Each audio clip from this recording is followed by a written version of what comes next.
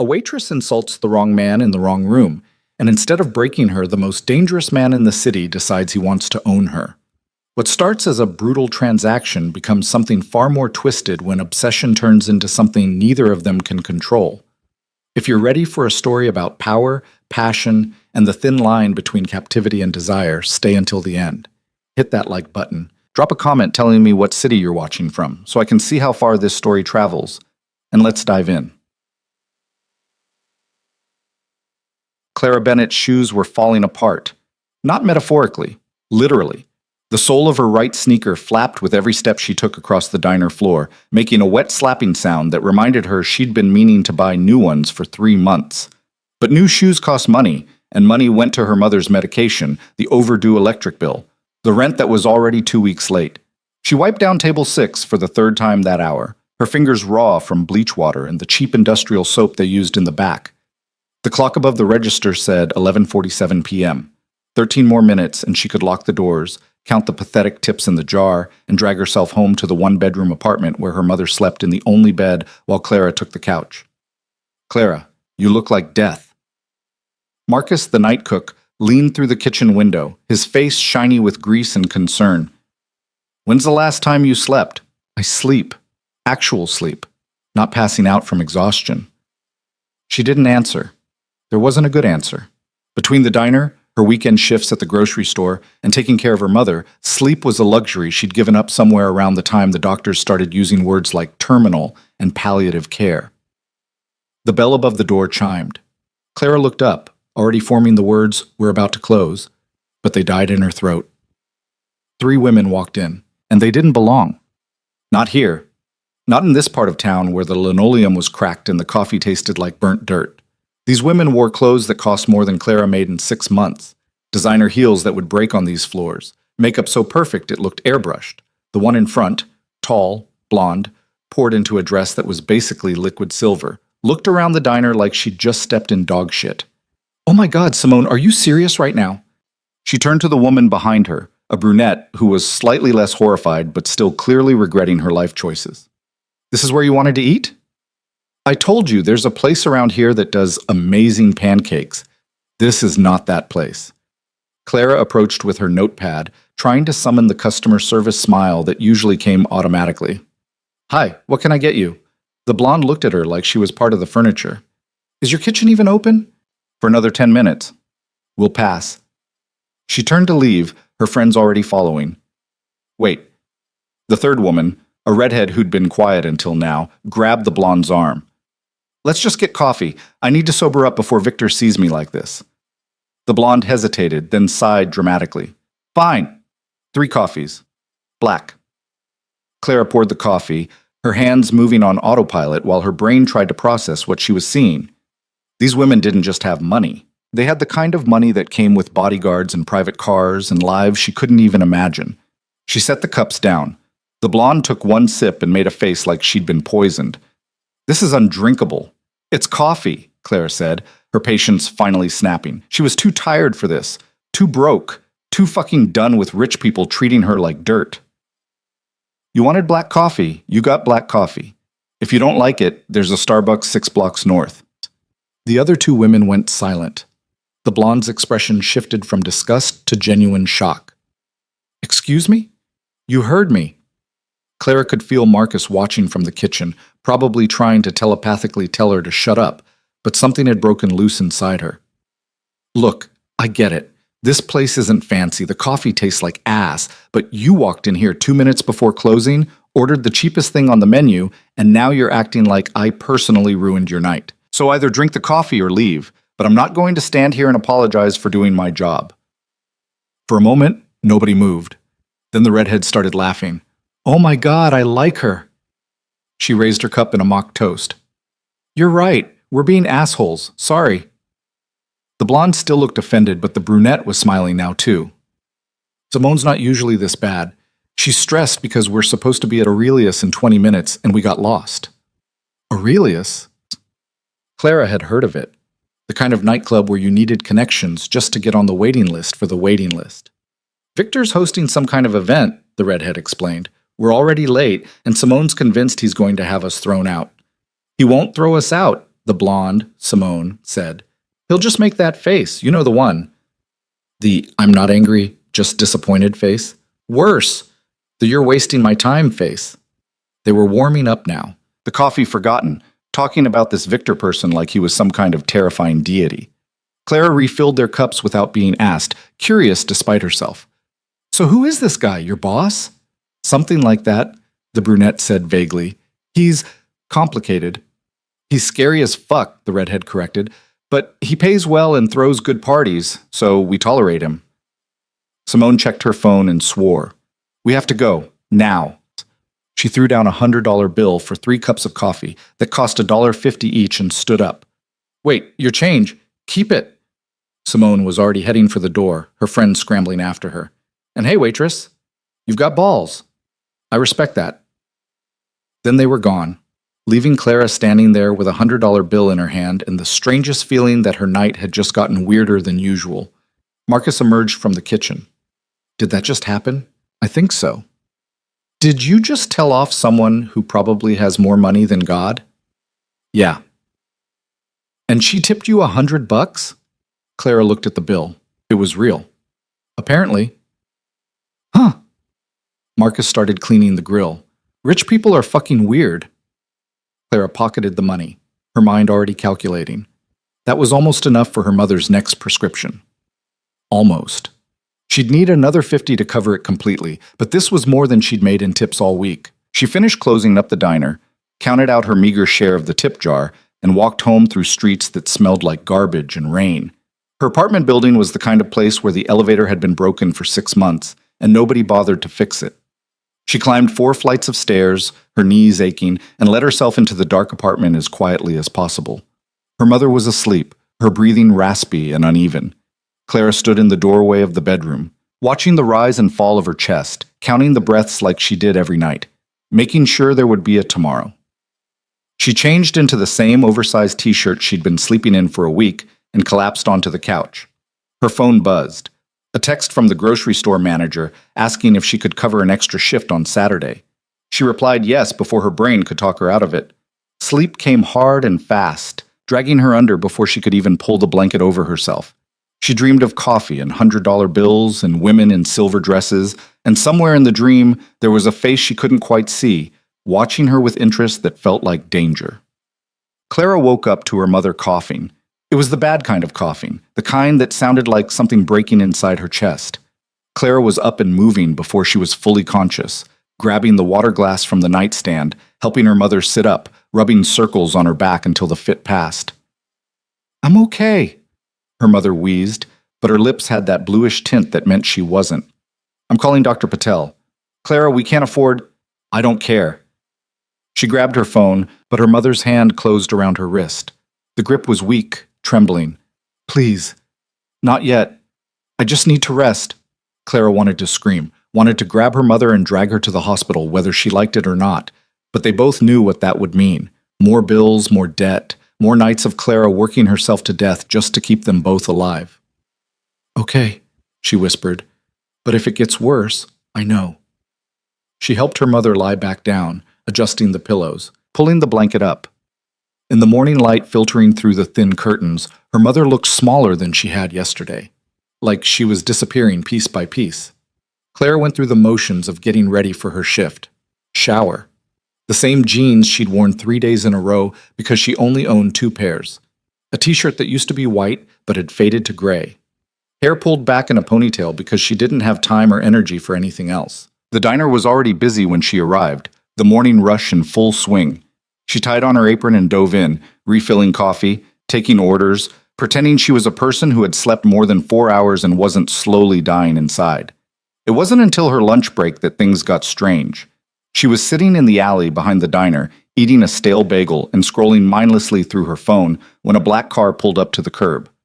Not just any car, the kind of car that probably cost more than her entire building. A man got out. Tall, broad-shouldered, wearing a suit that was so perfectly tailored it looked like it had been grown on him.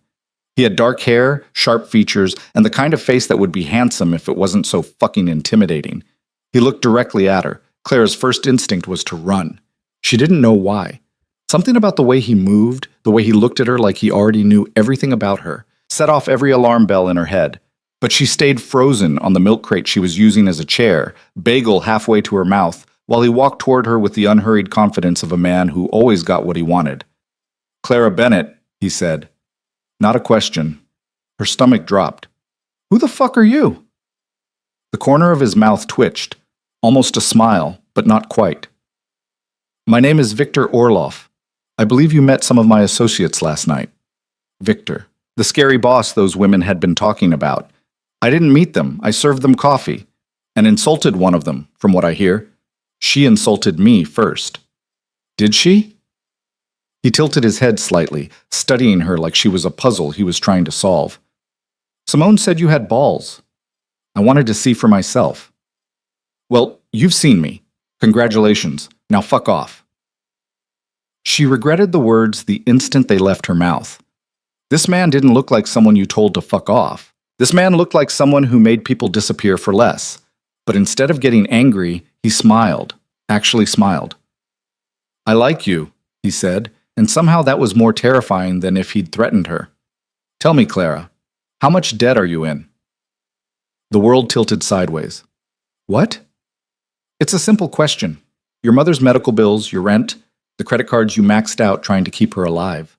How much?" Her blood turned to ice. "How do you know about my mother?" "I know everything about you." He said it so casually, like it was the most normal thing in the world. "You work 2 jobs, sometimes 3. You're 24 years old and you've already had 2 wage garnishments. You steal food from the diner because you can't afford groceries. Your mother has stage 4 lung cancer, and you've been rationing her pain medication because you can't afford the full prescription." Clara stood up, the bagel falling from her hand. "You're insane. Stay away from me. Sit down." It wasn't a request. His voice didn't get louder, didn't get angry, but something in it made her knees weak. She sat. Victor moved closer, and she could smell his cologne now, something expensive and dark that made her think of smoke and leather. He crouched down so they were eye level, and this close she could see that his eyes were gray, storm cloud gray. "I'm going to make you an offer," he said quietly. "And I want you to listen very carefully, because I don't make offers twice. I don't want anything from you. You don't even know what I'm offering yet. I don't care. Whatever it is, the answer is no." He smiled again, and this time it was almost gentle. Almost. "Your mother has 6 months to live, maybe less. The doctors have given up on her because she can't afford the treatment that might actually save her life. But I can afford it. I can get her into the best oncology program in the country. I can erase every dollar of debt you have. I can give you a life where you don't have to steal day-old bread just to survive." Clara's throat closed up. She couldn't breathe, couldn't think. "What do you want?" Her voice came out broken. "You." The word hung in the air between them like a knife. I don't understand." "I think you do." Victor reached out, and she flinched, but he just tucked a strand of hair behind her ear. The gesture was tender and possessive all at once. "I want you, Clara, in my home, in my life, under my protection. You want me to be your whore. I want you to belong to me." He said it like there was a difference. "Your time, your attention, your presence. In exchange, your mother lives. You live. You never have to worry about money or debt or whether you can afford to eat again." "That's insane, That's my offer." She laughed, and it came out slightly hysterical. "You're actually serious. You're actually sitting here asking me to, what, be your prisoner?" "I prefer the term companion." "I don't give a fuck what you prefer. This is crazy. You're crazy. I'm not—" She stood up again, backing away from him. "No, absolutely not. I don't care what you're offering. Find some other desperate girl to play your sick games with." Victor stood slowly, smoothing down his suit jacket. He didn't look angry. He looked patient, like he'd expected this reaction. "I'll give you 24 hours to think about it." "I don't need 24 hours. The answer is no." "We'll see." He pulled out a business card and held it out to her. When she didn't take it, he set it down on the milk crate. "When you're ready, call that number. Someone will come get you." "I'm not going to call." "Yes, you will." He started walking back to his car, then paused. "Oh, and Clara, your mother's medication. The pharmacy called this morning. They won't fill the prescription anymore because your credit card was declined. You're about 12 hours away from her being in serious pain. Her heart stopped. How do you... I told you, I know everything. He opened the car door. 24 hours, Clara. After that, the offer expires, and so does your mother's chance at survival. He got in the car and drove away, leaving her standing in the alley with a business card in her hand and the terrible, crushing weight of an impossible choice settling on her shoulders. She looked down at the card. Heavy stock. Embossed lettering, just a phone number, no name. Clara crumpled it in her fist and threw it in the dumpster. Then she went inside, finished her shift, and tried to pretend the conversation had never happened. But that night, when her mother woke up crying from pain and Clara had to tell her they were out of medication, when she watched her mother bite down on a towel to keep from screaming, when she held her and felt how fragile she'd become. That night, Clara dug the business card out of the dumpster. She didn't call, not yet, but she kept the card. Akit. The next 36 hours were the worst of Clara's life. Her mother's pain got worse. The over-the-counter medication wasn't even touching it anymore. Clara called every pharmacy in a 20-mile radius, begging them to spot her the prescription, promising she'd pay as soon as she got her next check. They all said no. She picked up an extra shift at the grocery store, stacking cans until her shoulders ached and her hands were cramped into claws. She made $83. The medication cost $300. She tried calling the hospital, the insurance company, even the pharmaceutical company directly. She was transferred 17 times, put on hold for hours, and ultimately told the same thing. Without payment, there was nothing they could do. On the second night, her mother stopped crying. That was somehow worse. She just lay there, staring at the ceiling, her breath coming in short, sharp gasps, too exhausted even for tears. Clara sat beside her bed and held her hand and hated herself. The business card was in her pocket. It had been in her pocket for 2 days. She'd pulled it out 100 times, stared at the number, put it away again. She pulled it out now. Her mother's eyes were closed, but Clara knew she wasn't asleep. You couldn't sleep through that kind of pain. "Mom?" she whispered. "I need to tell you something." No response, just that terrible, ragged breathing. "There's a man. He said he could help. He said he could get you into a better hospital, get you the treatment you need. He said he could make everything okay." Her mother's eyes opened. There was fear in them now, cut through the pain. "What does he want?" Clara couldn't say it, couldn't put words to the sick, twisted transaction Victor had proposed. "It doesn't matter." "Clara." "It doesn't matter," she repeated more firmly. "All that matters is you getting better." "No." Her mother tried to sit up, failed. "No, baby. Whatever he wants, it's not worth it. I'm dying anyway. Don't throw your life away for a few more months of mine." "You're not dying," Clara's voice cracked. "You're not. I won't let you." "Sometimes we don't get a choice." "I do. I have a choice, and I choose you." She pulled out her phone before she could change her mind, dialed the number on the card. It rang once. Clara Bennett. The voice on the other end was smooth, professional, female. "Not Victor. We've been expecting your call. A car will be at your location in 15 minutes. Pack anything you want to bring with you. Someone will be sent to care for your mother immediately." "Wait, I haven't even..." Mr. Orlov was very clear about what would happen when you called. "Do you want to proceed or not?" Clara looked at her mother, who was shaking her head, tears streaming down her face. "Yes," Clara whispered. "I want to proceed." "Excellent. 15 minutes." The line went dead. Clara stood up, her legs shaking. She grabbed her backpack and started throwing things into it. Clothes, toothbrush, the photograph of her and her mother from before the cancer, when they'd both been smiling. Her mother was crying harder now, trying to speak through the pain and the tears. "Don't do this. Please, baby, don't do this for me." "I love you," Clara said, and kissed her forehead. "I'll be okay. I promise." She didn't believe it, but she said it anyway, because what else was there to say? The car arrived exactly 15 minutes later, black, expensive, the same one from the alley. A driver got out and opened the door for her, his face completely neutral. "Miss Bennett?" She looked back at the apartment building, at the window where her mother was lying. She couldn't see her from here, but she felt her anyway, felt the weight of this choice like a stone in her chest. Then she got in the car. The door closed. The driver got in. They pulled away from the curb, and Clara watched her entire life disappear in the rearview mirror. "Where are we going?" she asked. The driver didn't answer. They drove for 40 minutes, leaving behind the part of the city Clara knew, entering neighborhoods where the streets were clean and the buildings were tall and made of glass. They pulled up to a high-rise that looked like it cost more than a small country. The driver opened her door. "Top floor, you're expected." Clara got out on legs that felt like water. The lobby was all marble and chrome, so pristine she was afraid to walk on it with her cheap sneakers. A woman in an immaculate suit was waiting by the elevator. "Miss Bennett, this way." They rode the elevator in silence. It was the kind of elevator that didn't feel like it was moving, just smoothly transported you to another dimension. When the doors opened, Clara stepped out into, not a hallway, an apartment, or penthouse maybe. She didn't know the difference.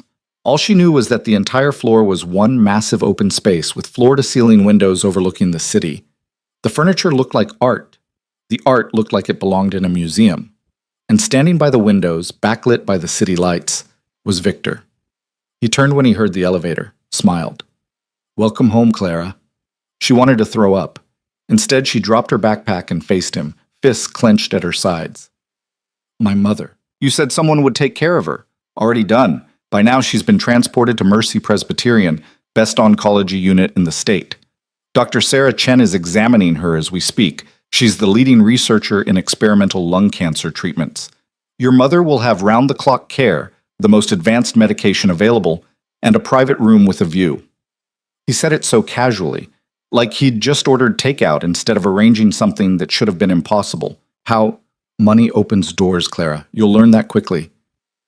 She swallowed hard, tried to steady herself. "What happens now?" "Now?"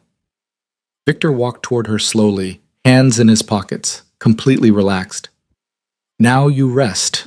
You've had a difficult few days. There's a bedroom prepared for you. Everything you need is there. We'll talk more tomorrow." "I don't want to rest. I want to know what you expect from me." He stopped a few feet away, studying her with those storm-gray eyes. "What I expect is for you to understand something. You're not a prisoner here, Clara. You made a choice. You can leave anytime you want." "Bullshit. It's true.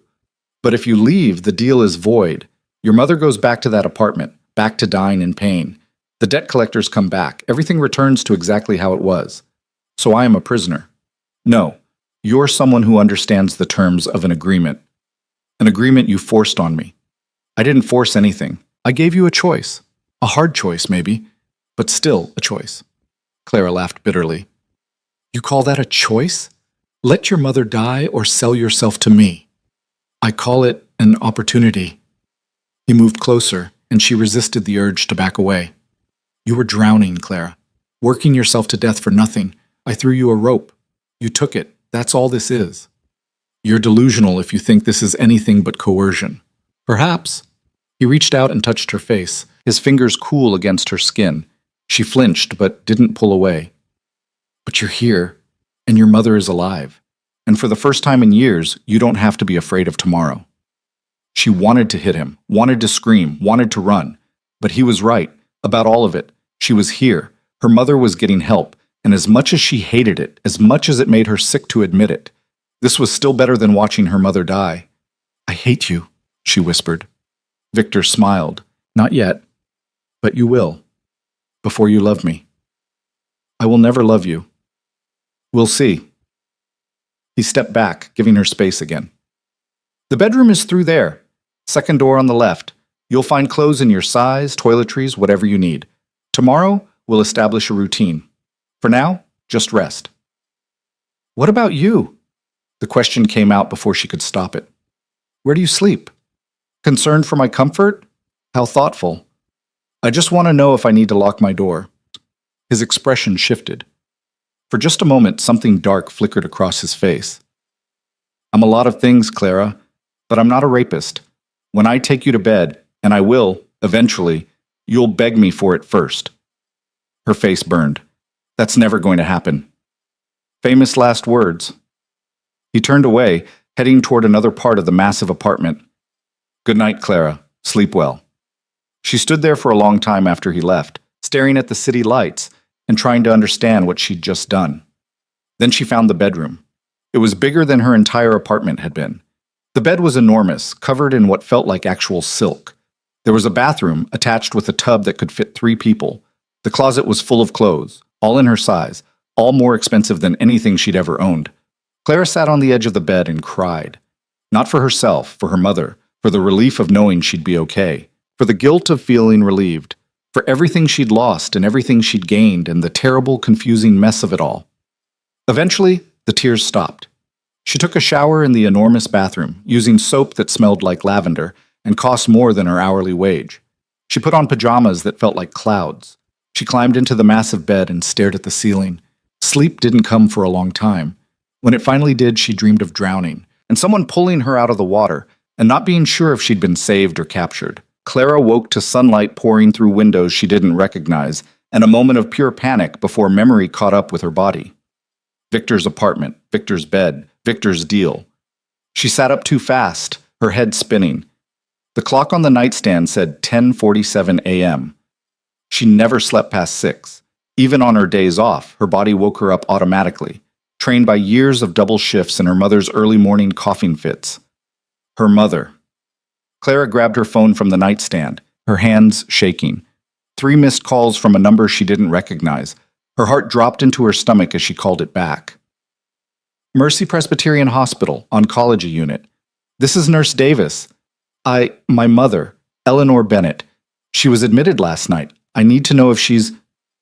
Are you Clara? The nurse's voice was warm, professional. Your mother's been asking for you. She's stable. Dr. Chen finished her initial examination around 7 this morning. Would you like to speak with her? My mother? Or the doctor? Your mother. Dr. Chen is in surgery, but she left detailed notes for you. There was a rustling sound, then her mother's voice, weak but clearer than it had been in weeks.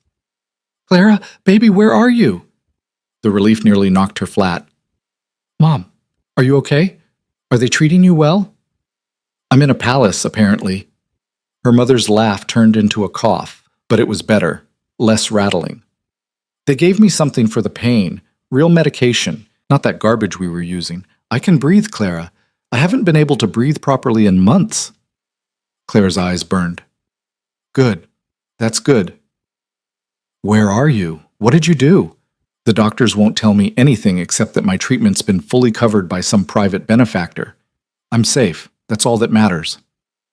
Clara, I have to go, Mom. I'll visit soon, okay? I promise. She hung up before her mother could ask more questions she couldn't answer. Then she sat there on the expensive bed in the expensive apartment and tried to figure out what the hell she was supposed to do now. A knock on the door made her jump. Miss Bennett? A woman's voice, not Victor's. May I come in? Sure. The door opened and a woman in her 50s entered, carrying a tray. She had kind eyes and the efficient manner of someone who'd been doing this job for a long time. I'm Margaret. I handle the household staff. Mister, Orlov asked me to bring you breakfast and show you around once you're ready. Household staff. Of course there was household staff. Margaret set the tray on the small table by the window. Coffee, fresh fruit, eggs that looked like they'd been prepared by an actual chef. Clara's stomach growled traitorously. I can come back if you need more time, Margaret said, heading for the door. Wait. Clara stood up, suddenly aware she was wearing pajamas that probably cost more than her weekly grocery budget used to. Where is he, Victor? Mr. Orlov left for a meeting at 6 this morning. He'll return this evening. So I'm just supposed to what? Stay here all day? Margaret's expression didn't change, but something in her eyes softened slightly. You're not a prisoner, Miss Bennett. You can go anywhere you'd like. There's a car and driver available if you need transportation. Mister, Orlov just asked that I make sure you're comfortable and answer any questions you might have. I have a lot of questions. I imagine you do. Eat first. Everything's easier on a full stomach. She left before Clara could respond. Clara stared at the breakfast tray, her stomach at war with her pride. She hadn't eaten anything except that stale bagel in 2 days. The coffee smelled incredible. The eggs were still steaming. She ate. She hated herself a little for how good it tasted, but she ate. Afterward, she showered again, taking her time under water pressure that actually worked, using shampoo that didn't come from a dollar store. The clothes in the closet fit perfectly. Jeans that actually fit her waist, a soft sweater that didn't have holes in it, shoes that didn't flap when she walked. It felt like putting on someone else's life. Margaret was waiting in the main living area when Clara emerged. Better? I guess. Mr. Orlov wanted me to give you this. She held out a sleek black credit card. For anything you need. No limit. Clara stared at it like it might bite her. I don't want his money. It's not money. It's access. There's a difference. Is there? Margaret's expression was sympathetic but firm. Miss Bennett, I've worked for Mr. Orlov for 12 years. I've seen a lot of people come through here. Some of them fought every step of the way, made themselves miserable trying to prove a point. Others accepted the situation and made the best of it. You can't change what's already happened. You can only decide how you're going to live with it. That's easy for you to say. You get paid to be here. So do you, in a way. The difference is what you're trading. Margaret set the card down on the counter. Take it or don't. But if you need anything, clothes, books, food that isn't on the meal plan, whatever, it's there. Mr. Orlov doesn't do things halfway. She left Clara alone again. Clara picked up the credit card, turned it over. Her name was on it. Clara Bennett, embossed in silver letters like she was someone who mattered. She put it in her pocket, hating that she was already learning how to compromise. The apartment was enormous. Clara spent the next hour exploring it, each room more excessive than the last. A library with floor-to-ceiling shelves, a gym that looked like something from a magazine, a kitchen that could serve a restaurant. Windows everywhere, showing off a view of the city she'd never seen from this angle. And everywhere, subtle reminders that this wasn't her space. Men's clothes in one of the closets, books in Russian on the shelves, a photo on the desk in what was clearly Victor's office. Him with two other men, all of them in suits, all of them looking dangerous. She was standing in his office, staring at that photo, when her phone rang. Unknown number. Hello? Clara Bennett? A man's voice, rough and unfriendly. You owe us money. Her blood went cold. Who is this? Capital Credit Services. You're 3 months behind on your payments. We've been trying to reach you. That debt was supposed to be cleared. Someone was supposed to handle it.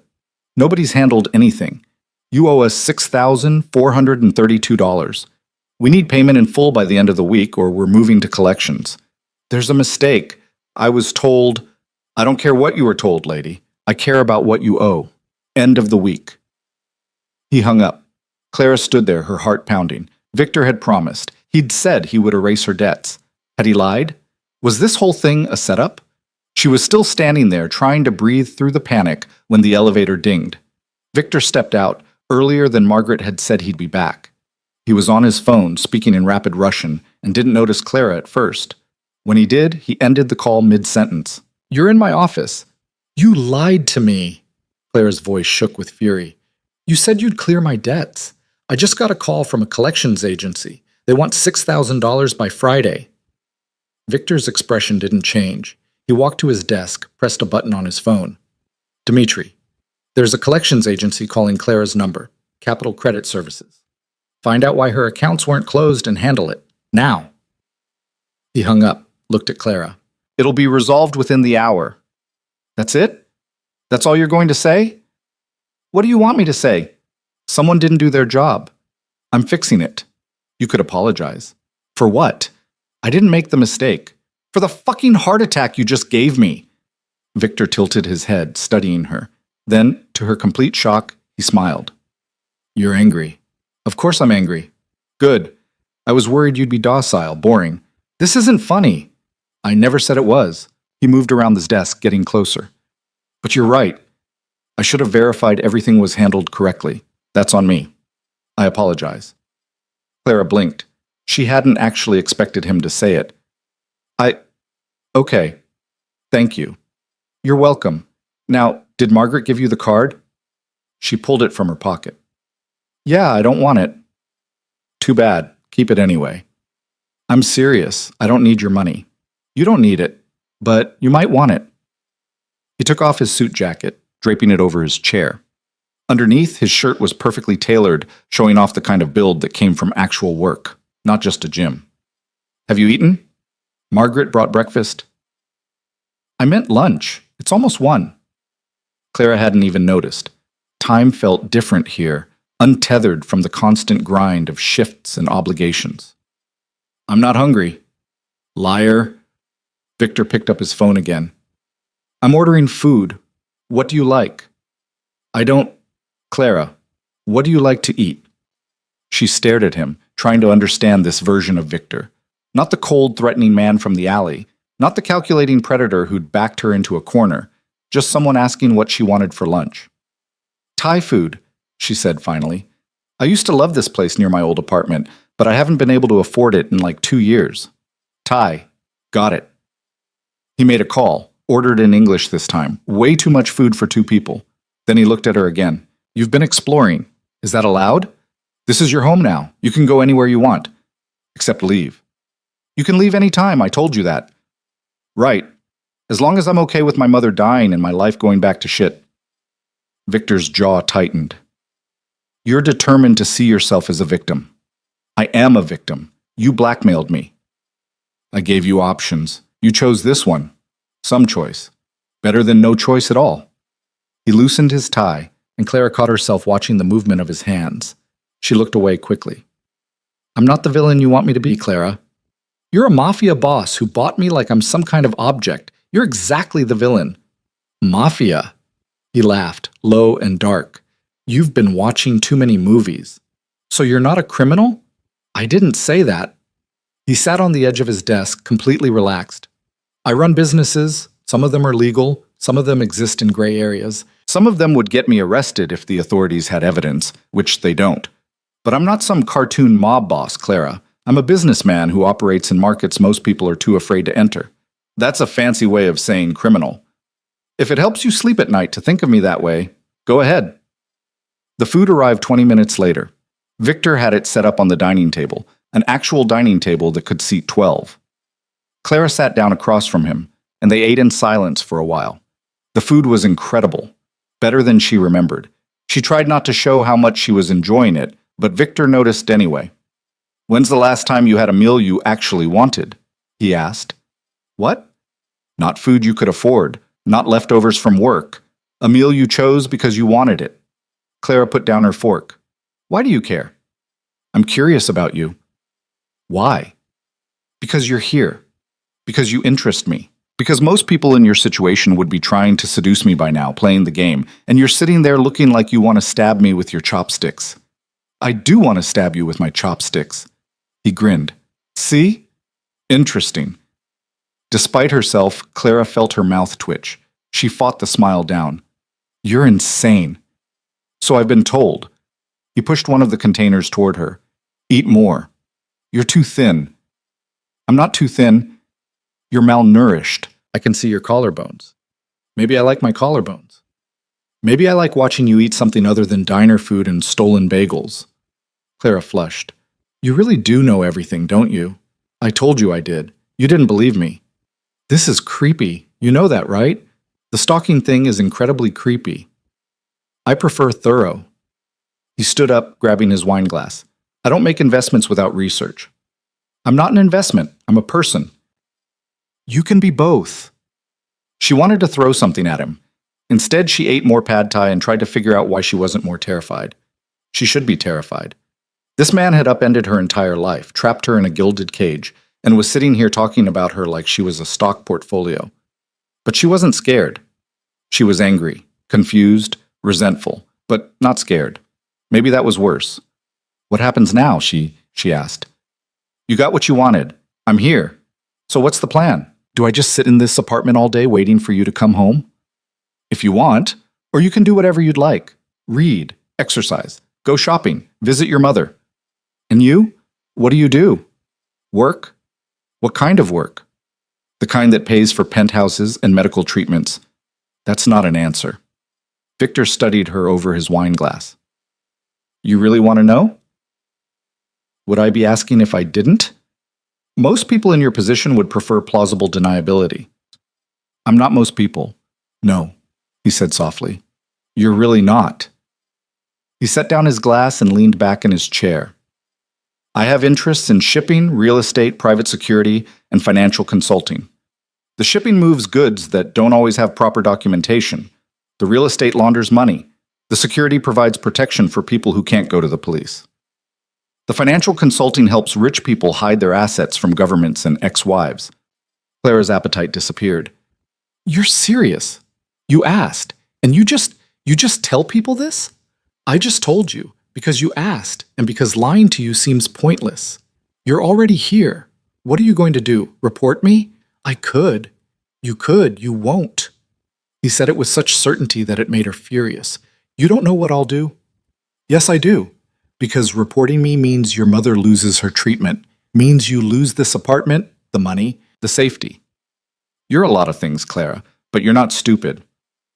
So I'm complicit now. Great. That makes me feel so much better. You were always complicit. The moment you got in that car, you made your choice.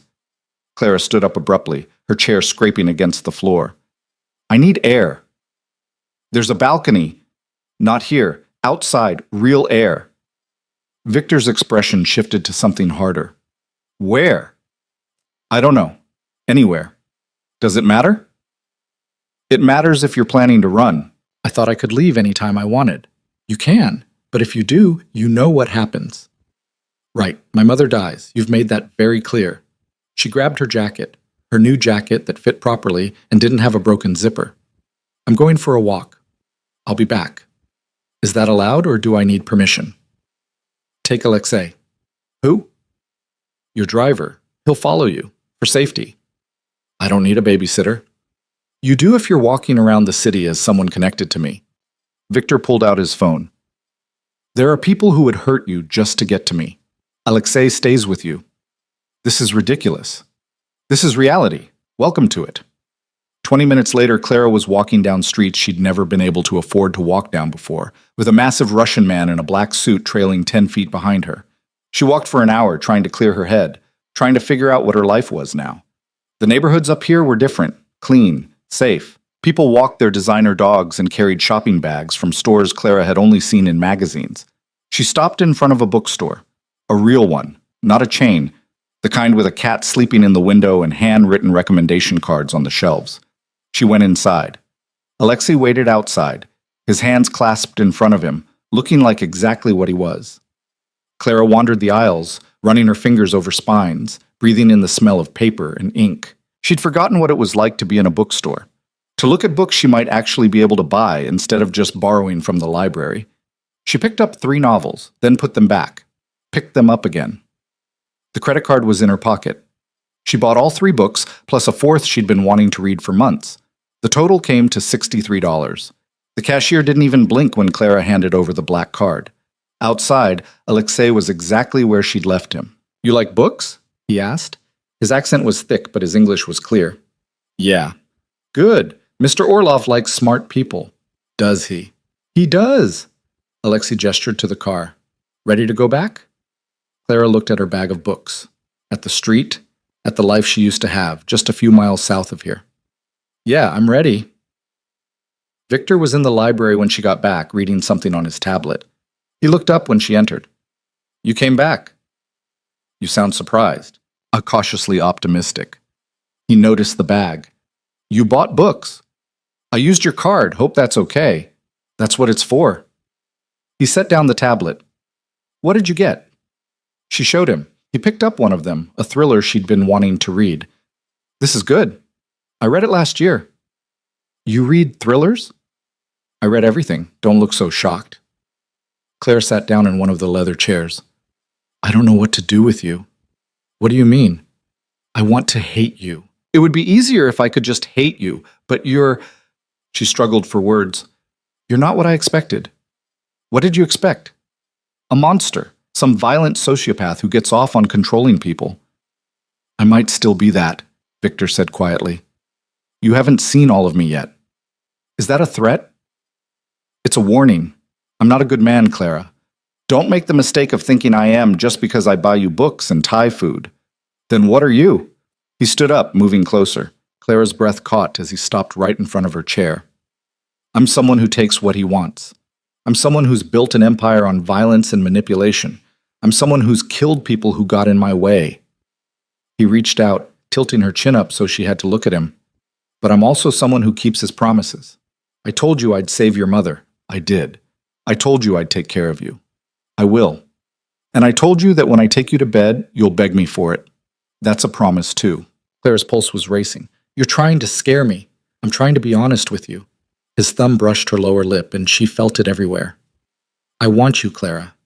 Not because you're convenient or because I can. Because you walked into that club and told Simone to fuck off with her complaints. Because you spit in my face when I offered you a way out. Because you're sitting here terrified and furious, and you still came back. I came back for my mother. Keep telling yourself that. He let her go, stepping back. Clara felt like she'd been holding her breath and could finally breathe again. I have work to do, Victor said, his voice back to business. Make yourself at home. Read your books. There's a phone by the door. Use it if you need anything. He left her there, her heart pounding, and her thoughts in chaos. That night, Clara lay in the enormous bed and stared at the ceiling, listening to the sounds of the city 40 floors below. She could hear Victor moving around in another part of the apartment, water running, a door closing. She thought about her mother, safe in a hospital bed, breathing easier for the first time in months. She thought about the debt collectors who would never call again. She thought about Victor's hand on her face, his thumb on her lip, the promise in his eyes. And she hated that some part of her, some small and treacherous part, had wanted him to kiss her. 3 weeks passed in a strange blur of routine that shouldn't have felt like routine, but somehow did. Clara woke up every morning in that massive bed, still half expecting to find herself back on the couch in her old apartment.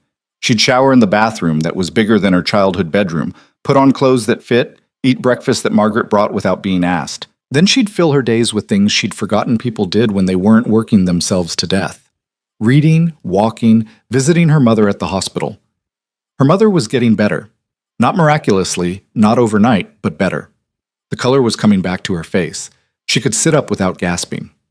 Dr. Chen talked about experimental treatments and clinical trials, and words like hopeful that Clara had stopped letting herself believe in months ago. And every evening, Victor came home. Sometimes early, sometimes late. Sometimes he'd eat dinner with her, asking about her day like they were a normal couple living a normal life. Sometimes he'd disappear into his office and she wouldn't see him until morning. But he was always there, a constant presence she couldn't ignore even when he wasn't in the same room. The tension between them grew like something alive. He never touched her, not since that moment in the library when his thumb had brushed her lip. He was careful, almost deliberately so, maintaining a distance that felt both respectful and calculated, like he was waiting for something. Clara told herself she was relieved, told herself the slight disappointment she felt was just her mind playing tricks on her. She was lying to herself and she knew it. It was a Thursday night when everything shifted. Clara was in the library, curled up in her favorite chair with one of the books she'd bought, when Victor came home earlier than usual. She heard him talking to someone in Russian, his voice sharp with an edge she hadn't heard before. Then a crash. Glass breaking. She was on her feet before she thought about it, moving toward the sound. Victor was in the living room, his phone on the floor in pieces, his hand bleeding. What happened? He looked up, and for the first time since she'd met him, Victor looked rattled. Not scared, she couldn't imagine him scared, but shaken, furious. Nothing. Go back to your book. Your hand is bleeding. It's fine. It's not fine. Clara moved closer despite every instinct telling her to back away. Let me see it. Clara. Let me see it. He held out his hand and she took it carefully, examining the cut. It wasn't deep, but glass was still embedded in his palm. She led him to the kitchen, sat him down at the counter, and grabbed the first aid kit Margaret had showed her weeks ago. You don't have to do this, Victor said quietly. I know. She pulled out the tweezers, sterilized them with alcohol. This is going to hurt. I've had worse. She worked carefully, pulling out 3 small pieces of glass. Victor didn't flinch, didn't make a sound, just watched her face while she concentrated on his hand. What happened? She asked again. Business problem. What kind of business problem makes you throw your phone? The kind where someone I trusted sold information to people who want me dead. Clara's hand stilled. What? It's handled, or it will be. He said it so casually, like he was talking about a scheduling conflict instead of someone trying to kill him. Someone wants you dead and you're just sitting here letting me play nurse? They always want me dead. This is not new. That's insane. You know that's insane, right? Victor smiled, but it wasn't a kind smile. It was the smile of someone who'd grown comfortable with violence. This is what I do, Clara. I told you I wasn't a good man. There's not being good, and then there's... She gestured helplessly. This, people trying to kill you, you throwing phones. I've never claimed to be stable. She finished cleaning the wound and wrapped his hand in gauze, her fingers trembling slightly. When she looked up, Victor was still watching her with that intense focus that made her feel like he could see straight through her. "Why did you come out here, Yisi?" he asked. "I heard the crash." "And?" "And I wanted to make sure you were okay." "Why?" Clara pulled her hands back. "I don't know, instinct. You care about me." "I didn't say that. You didn't have to." He stood up, moving around the counter until he was close enough that she could smell his cologne, see the flecks of darker gray in his eyes. "You've been here 3 weeks and you still can't decide if you hate me or not." "I can decide just fine." "Then why are you still here? Your mother's treatment is paid for years in advance. You could leave right now and she'd be fine." "The deal was—" "Fuck the deal." His voice dropped lower, more dangerous. "The deal was an excuse. For both of us. You're here because some part of you wants to be. You're delusional." "Am I?" He reached out slowly, giving her time to pull away. She didn't. His hand cupped her face, thumb tracing her cheekbone. "You look at me like you're trying to solve a puzzle. Like if you can just figure me out, you'll know what to do with yourself. Stop it." "Stop what? Telling the truth?" His other hand came up, framing her face.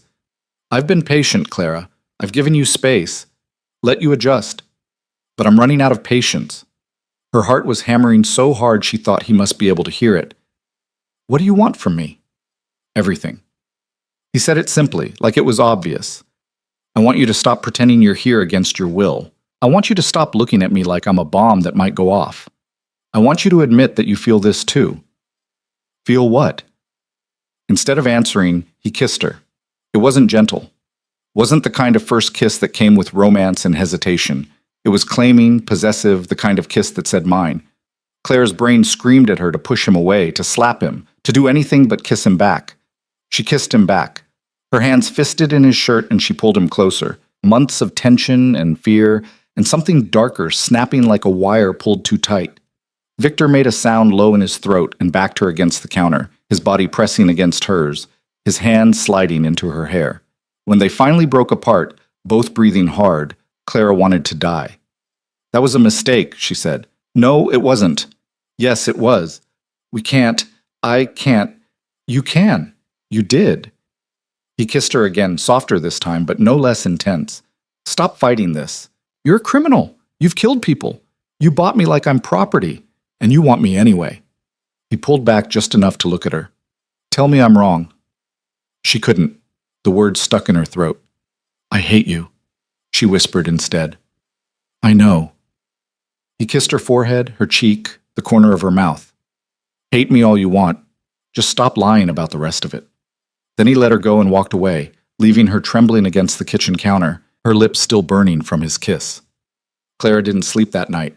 She lay in bed replaying the kiss over and over, hating herself for how much she'd wanted it, how much she still wanted it.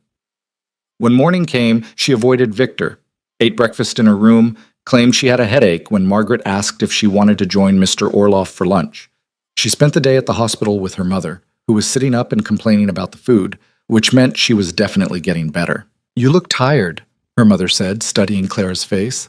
"Are you sleeping?" "I'm fine." "You're lying. You've always been a terrible liar." Her mother reached for Clara's hand. "What's going on? And don't tell me nothing. I know you too well." Clara wanted to tell her everything, wanted to explain about Victor and the kiss and the terrible confusion of wanting someone she should hate. But how could she explain any of it without making her mother feel guilty for being the reason Clara was there in the first place? "It's complicated," she said finally. "The man who's paying for all this, he's not hurting you, is he?" "No, he's not. But I don't know what he wants or what I want or how to be okay with any of this." Her mother squeezed her hand. "Baby, listen to me. You've spent your whole life taking care of everyone else. Your father, before he left. Me, when I got sick. You've never let yourself want anything just because you wanted it. Maybe it's time you did. Mom, I'm serious. Whatever's happening, whoever this man is, if he makes you feel something, that's not wrong. You're allowed to feel things. You're allowed to want things, even if they're complicated." Claire's eyes burned. "What if I'm making a huge mistake?" "Then you make a mistake. That's called being human." Her mother smiled. and it was the most like her old self she'd looked in months. Just promise me you'll be careful, and that you'll keep visiting me, because hospital food is disgusting and you're the only person who smuggles me decent coffee. Clara laughed despite herself. I promise. When she got back to the apartment that evening, Victor was waiting. He stood up from the couch when she walked in, and for a moment they just looked at each other. We need to talk, he said. I know. He gestured to the couch. Clara sat, and he sat beside her but not touching, maintaining that careful distance again. Last night was a mistake, Clara interrupted. You were upset. I was confused, and we both did something we shouldn't have. That's not what I was going to say. Then what were you going to say? Victor turned to face her fully. I was going to say that I'm not sorry, and I'm not going to pretend it didn't happen or that it won't happen again. Because it will, Clara. Maybe not today, maybe not tomorrow, but eventually. You're very sure of yourself. I'm sure of this. He moved closer, and she could feel the heat of him, even though they weren't touching. I'm sure that you think about me. I'm sure that you wanted that kiss as much as I did. And I'm sure that you're terrified because nothing about this is safe or sensible or any of the things you think you should want. Stop telling me what I think. Then tell me I'm wrong. Clara opened her mouth, closed it, looked away. That's what I thought, Victor said quietly. I'm not going to pressure you. When you're ready, you'll come to me. But stop pretending you don't feel this. And if I never come to you, then you never do. He stood up. But we both know that's not going to happen. He left her alone with that, and Clara sat there trying to figure out when she'd lost control of her own life, or if she'd ever had it to begin with. The next few days were tense. They circled each other like fighters in a ring, careful and watchful. Victor went back to his usual routine of work and late nights. Clara went back to her books and hospital visits, but the air between them was charged with something that hadn't been there before. On Sunday night, Clara couldn't sleep. She tried everything. Reading, warm milk that Margaret had brought her, counting backwards from 1,000. Nothing worked. Her mind kept circling back to Victor, to that kiss, to the way her body had responded before her brain could catch up. She got out of bed and wandered into the living room in her pajamas. The city lights made the room glow even without lamps. She stood by the windows, looking out at the world she used to be part of and now just observed from above. Can't sleep? She jumped. Victor was sitting in one of the chairs in the corner, barely visible in the darkness. He had a glass of something amber in his hand. You scared me. Sorry, I thought you saw me. What are you doing sitting in the dark? Thinking. He took a sip of his drink. You? Same. Want to talk about it? Clara should have said no. Should have gone back to her room and pretended this conversation wasn't happening. Instead, she sat down in the chair across from him. Tell me something true, she said. Such as? Anything. Something real. Not the scary boss version or the businessman version. Just something true about you. Victor was quiet for a long moment. I was 7 the first time I saw someone die. My father's business partner. They had a disagreement about money. My father shot him in our kitchen while my mother was making dinner. Claire's breath caught. That's horrible. It was instructive. I learned that loyalty is temporary, and money is the only thing people really respect. I learned that weakness gets you killed, and I learned that if you want to survive in this world, you need to be willing to do things other people won't. Is that why you do what you do? Because of your father? Partly. Mostly I do it because I'm good at it. He looked at her. Your turn. Tell me something true. I'm terrified all the time, Clara said quietly.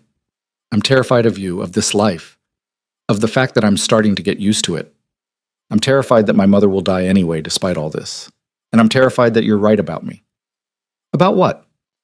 About wanting this. Wanting you. I don't want to want you. It feels like betraying myself. Why? Because you're everything I should hate. You're violent and manipulative, and you built your life on hurting people. True. But you saved my mother. You saved me. And when I'm with you, I feel less alone than I have in years, and I don't know what to do with that. Victor set down his glass and moved to kneel in front of her chair. You don't have to do anything with it. You don't have to make sense of it or justify it. You just have to decide if you want to give in to it or keep fighting. What if I'm not ready to decide? Then I wait. He took her hand, careful of the bandage still wrapped around his palm. I'm a patient man when I want to be. Everyone wants you dead, you throw phones when you're angry, and you just told me you learned about violence from watching your father commit murder. You're not exactly screaming stable relationship material. He laughed, and it was genuine. No, I suppose I'm not. So why me? You could have anyone. Why go through all this trouble? Because you told Simone her coffee complaints were bullshit. Because you looked me in the eye and told me to fuck off. Because you're the first person in 10 years who treats me like a person instead of a weapon or a wallet. He squeezed her hand. And because when I look at you, I see someone who hasn't been broken by the world yet. I want to be there when you realize you're stronger than you think you are. Clara's throat was tight. You're making this very hard. Good. She pulled her hand back. I need time. You have it. And space. You have that too. And you need to stop looking at me like that. Like what? Like you already know how this ends. Victor smiled, slow and dangerous. But I do know how it ends, Clara. You're just not ready to admit it yet. He stood up and left her there, and Clara sat in the dark trying to convince herself he was wrong. 3 days later, she watched him kill someone. She hadn't meant to see it. She'd been coming back from the hospital when Alexei drove her to a warehouse instead of the apartment. He'd gotten a call, spoken rapidly in Russian, and changed course without explanation. Where are we going? Claire had asked. Mr. Orlov needs you to wait somewhere safe, just for an hour. Safe from what? Alexei hadn't answered. The warehouse was on the outskirts of the city, the kind of place that looked abandoned but clearly wasn't. Alexei had brought her inside, led her to a second-floor office with a window overlooking the main floor, and told her to stay put. She should have listened. Instead, curiosity and fear had made her look out the window, made her watch as Victor walked in with 2 other men, made her see the person tied to a chair in the center of the floor, bloodied and begging. She should have looked away, but she watched as Victor stood in front of the man, listened to him plead, watched him shake his head once, watched him pull out a gun and shoot the man in the head without hesitation or remorse. Clara stumbled backward from the window, her hand over her mouth, trying not to throw up. This was who Victor was. This was what he did. She'd known it intellectually, but knowing something and seeing it were different things entirely. The door to the office opened. Victor walked in and she saw blood spatter on his shirt cuff. You weren't supposed to see that, he said quietly. What did you do? What I had to do. That man sold out my location to a rival organization. 4 of my people died because of him. So you killed him. Yes. Clara wrapped her arms around herself. You shot him like it was nothing. It wasn't nothing. It was necessary. Victor moved closer, but she backed away. Clara, don't come near me. You knew what I was. Knowing and seeing are different. Her voice cracked. I watched you kill someone. I watched you end someone's life like it didn't even matter. His life stopped mattering when he killed 4 of mine. Victor's voice was still calm, still controlled. This is what my world looks like. I told you I wasn't a good man. You told me. You didn't show me. She felt tears on her face and angrily wiped them away. How am I supposed to? How can I? You can leave. Right now. I'll have Alexei take you home. Your mother's treatment continues, the deal stands, but you never have to see me again. That's it? That's your solution? You want me to apologize for protecting my people? For dealing with a traitor? I won't. This is who I am, Clara. Take it or leave it. She stared at him, this man who'd saved her mother and kissed her like she mattered and just put a bullet in someone's brain without flinching. I don't know if I can do this, she whispered. Then don't. He turned toward the door. Alexei will take you wherever you want to go. He left her there, and Clara stood in that office trying to figure out who she was. The girl who ran from violence, or the woman who'd already chosen to stay in spite of it?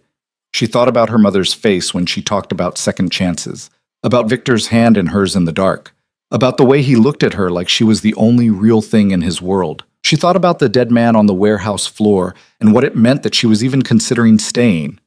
When Alexei came to get her, she took a deep breath and made her choice.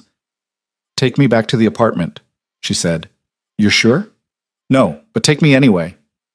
Victor was already there when she arrived. He was in his room. She could hear the shower running. Clara stood outside his door for 5 minutes, her hand raised to knock, lowering it, raising it again. Finally, she knocked. The water shut off. A moment later, Victor appeared in the doorway, a towel wrapped around his waist, his hair dripping. Clara. I'm still here, she said. I'm angry and I'm scared and I don't know if this makes me a terrible person, but I'm still here. Something shifted in his expression. Why? Because leaving would be easier, and I'm tired of only doing things because they're easier. He reached for her, and this time she didn't pull away. His hands framed her face, and he kissed her like she was oxygen and he'd been drowning. You're sure? He asked against her mouth. No, but kiss me anyway. So he did. Clara woke up in Victor's bed. Not the guest room she'd been sleeping in for weeks. His bed, in his room, with his arm heavy across her waist, and the morning light cutting through the windows at an angle that told her it was later than she usually slept. She lay there for a moment, not moving, trying to process what had happened. The kiss that had turned into more kisses. His hands in her hair, her hands pulling at his towel. The way he'd asked, "Are you sure?" 3 separate times. And she'd said yes every time, even though she wasn't sure of anything except that she wanted him more than she'd wanted anything in her life. The sex had been nothing like she'd expected. Not gentle, not romantic, but raw and desperate and real. He'd marked her, and she'd marked him back, her nails on his shoulders, his teeth on her neck. And afterward, he'd held her like she might disappear if he let go. Now, in the cold light of morning, Clara didn't know what to feel. Victor stirred behind her, his arm tightening. You're thinking too loud. I didn't know that was possible. With you, everything's loud. He pressed a kiss to her shoulder. Regrets? I don't know yet. Fair enough. He sat up, the sheet falling to his waist, and Clara tried not to stare at the scars on his chest. Bullet wounds, knife marks, the evidence of a violent life worn on his skin. I need to make some calls. Stay here. I should get up. Stay. His hand on her hip, gentle but firm. Please. She stayed. Victor got dressed in clothes that probably cost more than a month of her old rent, made 3 phone calls in Russian while pacing the room, and then sat back down on the edge of the bed. I have to leave town for a few days, he said. Clara's stomach dropped. Why? The situation with the traitor. I need to handle the fallout personally. He touched her face, thumb tracing her cheekbone. You'll be safe here. Alexei and the others will stay with you. I don't need bodyguards. Yes, you do. Especially now. His expression went hard. The people who bought that information, they know about you.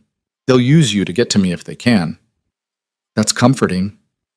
It's reality. I'm not going to lie to you about the danger. Clara sat up, pulling the sheet around herself. When do you leave? 2 hours. And you're just telling me now? I'm telling you as soon as I know. He stood up, ran a hand through his hair. Clara, last night changed everything. I know. Did it? She looked at him, this man who'd killed someone yesterday and made love to her last night, who was preparing to leave her alone in a gilded cage while he dealt with enemies who wanted him dead. Yeah, she said quietly. It did. He kissed her, hard and quick, and then he was gone. Clara spent the rest of the morning in a daze. She showered, washing away the smell of him even though part of her wanted to keep it. Got dressed in her own clothes, the ones she'd bought with his credit card, which felt like a weird metaphor she didn't want to examine. Margaret found her in the kitchen, staring at coffee she'd forgotten to drink. Mr. Orlov left instructions for your safety while he's away, Margaret said carefully. You're not to leave the building without Alexei and at least 2 other guards. That's ridiculous, but that's protocol. Margaret's expression softened. He's worried about you. He doesn't usually worry about people. Lucky me. Miss Bennett, Clara. I've worked for Mr. Orlov for 12 years. I've seen him with a lot of women. He's never looked at any of them the way he looks at you. I don't know if that's supposed to make me feel better or worse. Neither. It's just the truth. Margaret picked up Clara's untouched coffee and poured it down the sink, started making a fresh cup. He's not an easy man to care about, but he's loyal to the people he claims as his, and he's claimed you. I'm not his property. No. But you're his responsibility now. And for someone like Victor Orlov, responsibility is the closest thing to love he knows how to offer. Clara took the fresh coffee Margaret handed her. Did he tell you to say that? He told me to make sure you eat and don't do anything stupid. The rest is my own observation. Margaret pulled out ingredients for breakfast. Now, do you want eggs or pancakes? The next 3 days were the longest of Clara's life. She called her mother twice a day, visited once with Alexei and 2 men whose names she didn't know, shadowing her every move. Her mother noticed immediately. Who are those men? Security. For a hospital visit? It's complicated, Mom. Her mother looked at the guards, then back at Clara. Baby, what have you gotten yourself into? This is something I'm not sure I can get out of, but I'm okay. I promise. You look different. Different how? Like you've made a decision about something. I can't tell if it's a good decision or a bad one. Clara thought about Victor's hands on her skin, his voice saying, "You're mine now," like it was both a threat and a promise. Me either, she admitted. At night, alone in the apartment that felt too big without Victor in it, Clara tried not to think about where he was or what he was doing, tried not to imagine him getting hurt, getting killed, disappearing from her life as suddenly as he'd entered it. He called her once each night, always late, his voice rough with exhaustion. You okay? He'd ask. I'm fine. You? Still breathing. That's not reassuring. It's honest. A pause. Sounds in the background she couldn't identify. I'll be back soon. How soon? Soon. He never said he missed her, never said anything soft or sentimental, but he called, every night, like he needed to hear her voice to prove she was still there. On the 4th morning, Clara woke to the sound of the elevator. She was out of bed and running before she thought about it, her heart in her throat, half convinced something had happened and they were coming to tell her Victor was dead. Instead, she found him in the living room, looking like he hadn't slept in days. His suit was rumpled, his jaw shadowed with stubble, his knuckles bruised and split. You're back, she said stupidly. I'm back. He looked at her, and something in his expression made her chest tight. Come here. She went. He pulled her into his arms and held her so tightly she could barely breathe, his face buried in her hair. Are you okay? She asked against his chest. Now I am. They stood like that for a long time, neither of them speaking, until Victor finally loosened his grip enough to look at her. It's handled. The people who bought the information are no longer a problem. Clara didn't ask what that meant. She was learning not to ask questions she didn't want the answers to. Your hands are a mess. I've had worse. Let me clean them up. Clara, please. He let her lead him to the bathroom, let her carefully clean the cuts on his knuckles, apply antiseptic that must have stung, but he didn't flinch. When she was done, he caught her hand and pulled her into his lap. I missed you, he said quietly. You never said that on the phone. I don't like admitting weakness. Missing someone isn't weakness. It is in my world. He touched her face, studying her like he was memorizing her features. But I missed you anyway. The whole time I was gone, all I could think about was getting back here. Getting back to you. Claire's throat was tight. I missed you too. I hated that I missed you, but I did. Why did you hate it? Because it means I'm in too deep, because I'm starting to need you, and that scares the hell out of me. Victor kissed her, slow and thorough. Good. Be scared. I'm terrified. Of what? Of how much I want to keep you, of what I'd do if someone tried to take you from me. His hands slid into her hair. I've built my entire life on control, Clara. And you make me feel completely out of control. Is that why you left without really saying goodbye? I left because staying would have been selfish. I left to keep you safe. And now? Now I'm back, and I'm selfish, and I don't want to let you out of my sight for the next week. He carried her to bed, and they didn't leave his room for the rest of the day. The next few weeks fell into a new rhythm. Victor still worked, still disappeared for meetings and phone calls and business that Clara didn't ask about. But he came home to her, ate dinner with her, fell asleep beside her, and slowly, carefully, they built something that looked almost like a normal relationship, if you didn't look too closely at the foundation it was built on. Claire's mother was improving steadily. Dr. Chen was cautiously optimistic about a new treatment protocol. The cancer wasn't gone, but it was shrinking. Her mother had gained weight, had color in her cheeks, had started talking about the future in a way she hadn't in over a year. I want to meet him, she said one afternoon during Clara's visit. Meet who? Don't play dumb. The man who's paying for all this. The man who's put that look on your face. What look? The one that says you're sleeping with him and feeling guilty about enjoying it. Clara's face burned. Mom! I'm dying, not dead. I can still read my daughter's face. Her mother reached for her hand. Bring him to meet me. I want to know who has my baby girl so twisted up inside. I don't think that's a good idea. Why not? Is he married? A serial killer? A politician? It's complicated. Everything worth having is complicated. Her mother squeezed her hand. I'm serious, Clara. I want to meet him. If you care about him enough to look like that when you talk about him, I want to know who he is. Clara brought it up to Victor that night over dinner. My mother wants to meet you. He looked up from his plate. Does she? She's insistent. I think she's worried you're some kind of monster taking advantage of me. I am taking advantage of you. Victor. What? It's true. I blackmailed you into living with me. That's pretty much the definition of taking advantage. Can you be serious for 5 seconds? He set down his fork. Why does she want to meet me? Because she's my mother and she wants to know who I'm... Clara stopped, not sure how to finish that sentence. She wants to know who's important to me. And I'm important to you? You know you are. Victor was quiet for a moment. I don't do family meetings, Clara. I don't do the meet the parents thing. I've never... He stopped, looking uncomfortable. I'm not good at that. You're good at killing people and running criminal enterprises. I think you can handle having coffee with my mother. What if she hates me? She probably will. That's not helpful. Clara reached across the table and took his hand. Please, for me. Oh, he looked at their joined hands, then at her face. Fine. But if this goes badly, I'm blaming you. Deal. They visited the hospital on a Saturday. Victor wore a regular shirt and jeans instead of one of his suits, which Clara appreciated. He looked almost normal if you didn't notice the way he moved like a predator, or the way Alexei and 2 other guards waited in the parking lot. Her mother was sitting up in bed when they arrived, and her eyes went sharp the moment Victor walked in. So you're the one, she said. Victor moved to her bedside, and to Clara's shock, he took her mother's hand gently. Eleanor, I'm Victor. It's good to finally meet you. Is it? Her mother studied him like she could see straight through to his bones. My daughter looks at you like you hung the moon and she's furious about it. What did you do to earn that? Saved her life. Ruined it. Both, probably. Her mother laughed, sharp and surprised. At least you're honest. Sit down, Clara.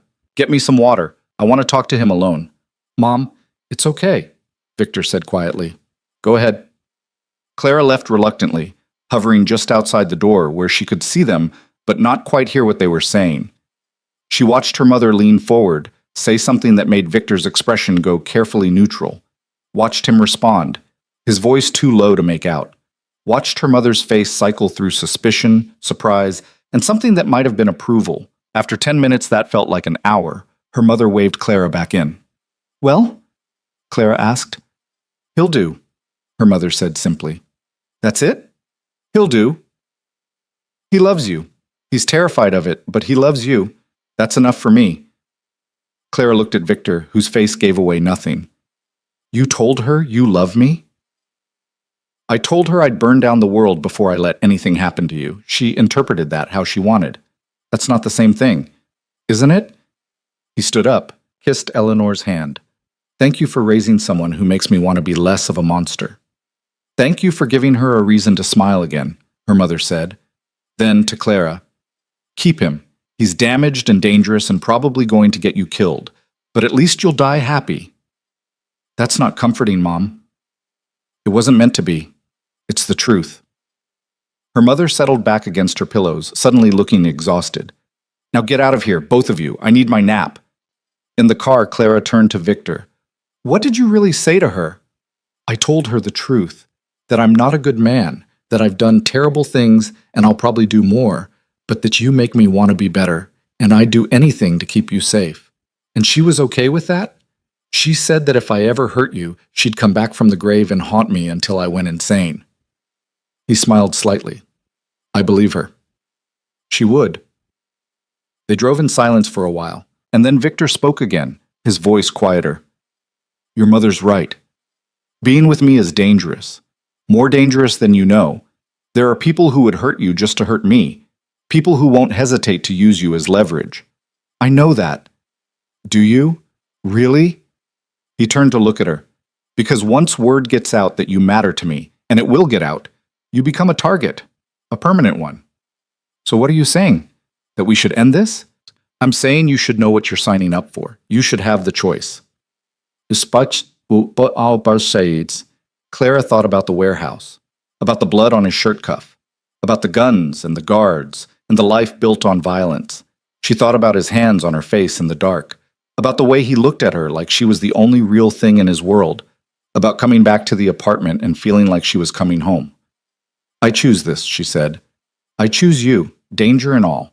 Victor pulled the car over abruptly, right there on the side of the road, turned to her with an intensity that stole her breath. Say it again. I choose you. He kissed her like she was oxygen, like she was everything, and Clara kissed him back and stopped feeling guilty about it. But 3 days later, everything went to hell. Clara was at the apartment alone, reading in the library, when Alexei burst in with an expression she'd never seen before. We have to go. Now. What? Why? There's been an attack. Someone hit one of Mr. Orlov's shipments. He's been trying to handle it, but they've threatened to target you next. We need to move you somewhere safe. Clara's blood went cold. Is Victor? He's alive, but he wants you out of the city. Now. Pack a bag. 5 minutes. She didn't argue. Threw clothes into a bag with shaking hands, grabbed her phone, her mother's photo. Alexei was already on the phone, speaking in rapid Russian when she emerged. 3 cars were waiting downstairs. Alexei put her in the middle one, surrounded by guards, and they pulled into traffic. Where are we going? Mr. Orlov has a place in the mountains, 2 hours from here. He'll meet us there. What about my mother? Already been moved to a private facility under guard. She's safe. Clara's phone rang. Victor. Are you with Alexei? His voice was tight, controlled, but she could hear the fear underneath. Yeah, he said there was an attack. They're trying to get to me through you. I won't let that happen. Stay with Alexei. Do exactly what he says. I'll be there as soon as I can. Victor, I have to go. I love you. He hung up before she could respond, before she could process what he'd just said. The drive to the mountains was the longest 2 hours of her life. Clara watched the city disappear in the rearview mirror, watched the landscape change to trees and rocks and isolation. Alexei was tense, constantly checking his phone, his hand never far from the gun she could see under his jacket. They finally pulled up to a house that looked like something from a magazine, modern, all glass and wood, perched on a hillside with views that would have been beautiful if Clara wasn't terrified. Inside, the house was immaculate and empty. Alexei did a sweep of every room while the other guards positioned themselves at strategic points. You're safe here, Alexei said. The house is secure, Mr. Orlov will be here soon. But soon turned into hours. Night fell. Clara tried calling Victor and got voicemail. Tried again. Nothing. She paced the living room, watching the driveway, jumping at every sound. When headlights finally appeared around midnight, she was at the door before Alexei could stop her. Victor got out of the car, and even from a distance she could see he was hurt. He was moving wrong, favoring his left side, and there was blood on his shirt. You're hurt, she said, meeting him halfway. I'm fine. You're bleeding. I've had worse. He pulled her into his arms, and she felt him shake. Are you okay? Did anyone follow you? Did anything happen? I'm fine. Alexei got me out safely. She pulled back to look at him. What happened? Come inside. I'll explain everything. In the house, under the lights, she could see the damage. A cut above his eye that would need stitches. Bruises forming on his jaw. The blood on his shirt from a wound he wouldn't let her see yet. She made him sit down while she got the first aid kit. He watched her clean his cuts with the same intensity he watched everything, like he was memorizing the moment. They ambushed one of my shipments, he said finally. Killed 3 of my men, left a message that you were next. Who? The Kozlov family. They've been trying to move in on my territory for months. This was their opening move. And I made it very clear that touching you would be the last mistake they ever made. His voice was cold, empty of emotion. They won't be a problem anymore. Clara's hand stilled. What did you do? What I had to do. He caught her wrist gently. I'm not sorry. I'd do it again. I'd do worse. Anyone who tries to hurt you, I'll destroy them, Clara. Completely. She should have been horrified, should have pulled away. Instead, she kissed him, tasting blood and smoke and the violence he carried like a second skin. You said you loved me, she whispered against his mouth. On the phone, you said it. I did. Did you mean it? Yes. No hesitation. I've never said that to anyone before. I mean it. I love you too. The words felt like jumping off a cliff. I don't want to. I wish I didn't, but I do. Victor pulled her into his lap, careful of his injuries, and held her like she was the only thing anchoring him to the world. We're going to stay here for a while, he said, until it's safe, until I'm sure no one can get to you. How long? I don't know. Days, maybe weeks. What about my mother? She's safe. I have my best people watching her. He touched her face. I need you here. I need to know you're safe. Clara looked around at the beautiful, isolated house, at the guards positioned at every entrance, at Victor's face, battered but determined. Okay, she said. We stay. The mountain house became their world. For the first week, Clara barely left Victor's side. She watched him heal, the cut above his eye scabbing over, the bruises on his jaw fading from purple to yellow-green. He worked from the house, his laptop and phone constantly buzzing with calls he'd taken Russian while pacing the deck that overlooked the valley below. But the nights were theirs. They'd sit by the fireplace with wine neither of them really drank, talking about everything and nothing. Victor told her about growing up in Moscow, about the father who taught him that love was weakness and violence was currency. Clara told him about her father leaving when she was 12, about learning to take care of her mother even when she was just a kid herself. We're both just damaged people trying to figure out how to be whole, Clara said one night, her head on his shoulder. Maybe that's all anyone is, Victor replied. We just hide it better than most. On the 10th day, Clara woke up alone. She found Victor on the deck despite the morning chill, staring out at the mountains with an expression she couldn't read. You okay? She asked, wrapping a blanket around herself. I've been thinking. About? He turned to face her. About what happens next. We can't stay here forever. Eventually we have to go back to the real world. I know. And when we do, things will be different. People will know about you, about us. There's no going back from that. Clara moved closer, the cold forgotten. Are you having second thoughts? No, but I'm giving you one more chance to have them. He took her hands. Once we leave here, once you're publicly tied to me, there's no safe way out. You'll always be a target, always have guards, always be looking over your shoulder. You're trying to scare me. I'm trying to give you a choice, a real one this time. His grip tightened. I can arrange for you and your mother to disappear. New identities, new lives, anywhere in the world you want to go. Her treatment will be covered for life. You'll have enough money to never work again. You'll be safe. Clara's heart was pounding. And you? I stay here. Stay in this life. We never see each other again. You'd let me go? If it meant keeping you safe? Yes. His voice cracked slightly. I love you enough to let you go, Clara. That's what I'm trying to tell you.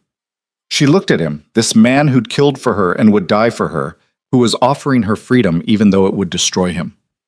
What do you want? She asked. I want to be selfish. I want to keep you. I want to wake up next to you every morning and fall asleep with you every night and tell the rest of the world to go to hell. He pulled her closer. But what I want doesn't matter. What matters is what's best for you. And you think leaving is what's best for me? I think staying with me is the most dangerous decision you could make. But it's your decision, not mine, not anymore. Clara thought about her old life, the diner shifts and the debt collectors and the constant fear. She thought about her mother's face when the pain was too much to bear. She thought about feeling invisible, feeling like she didn't matter, feeling like she was drowning and no one could see her going under. Then she thought about Victor's hands on her face in the dark, about learning to stop apologizing for wanting things, about discovering that she was stronger than she'd ever believed she could be. I choose you, she said. I choose this life. Danger and all. Clara, I mean it. I'm not some helpless girl who needs to be protected from herself. I know what I'm choosing.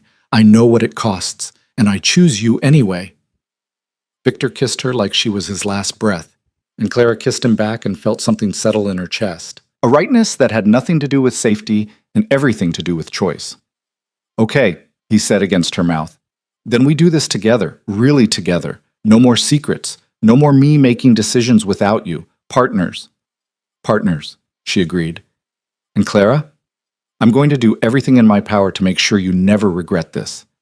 I know you will." They left the mountain house 3 days later. The drive back to the city felt different this time. Clara wasn't being dragged into Victor's world anymore. She was walking into it with her eyes open, with her chin up, with her hand in his. Alexei drove while Victor worked on his laptop in the back seat, occasionally squeezing Clara's hand like he needed to make sure she was still there. When they hit the city limits, he closed the laptop and looked at her. "There's something we need to do before we go home." "What?" "You'll see." They drove to a part of the city Clara had never been to before. Old warehouses converted into lofts, art galleries, coffee shops that looked like they belonged in magazines. Alexei pulled up in front of a building with floor-to-ceiling windows and a sign that said, "Mercy's Kitchen." "What is this?" Clara asked. "A community kitchen. They serve free meals to people who need them, run job training programs, help people get back on their feet." Victor got out of the car and came around to open her door. "I've been funding it for 5 years. Nobody knows. I want to show you something." Inside, the space was warm and bustling. People lined up for food, volunteers moved between tables, and in the kitchen, Clara could see someone teaching a cooking class. It was chaotic and beautiful and completely unexpected. A woman in her 40s approached them, her face lighting up when she saw Victor. "Mr. Orloff, we weren't expecting you." "Surprise visit, Maria. This is Clara. Clara, this is Maria Santos. She runs the place." Maria shook Clara's hand warmly. "It's wonderful to meet you. Victor's told me so much about you." "He has?" "He called last week asking for advice on how to set up a medical fund for people who can't afford treatment. Said he knew someone who'd been through that struggle." Maria smiled. "We serve about 300 people a day here, all because of Victor's funding. He won't let us put his name on anything, but he saved more lives than I can count."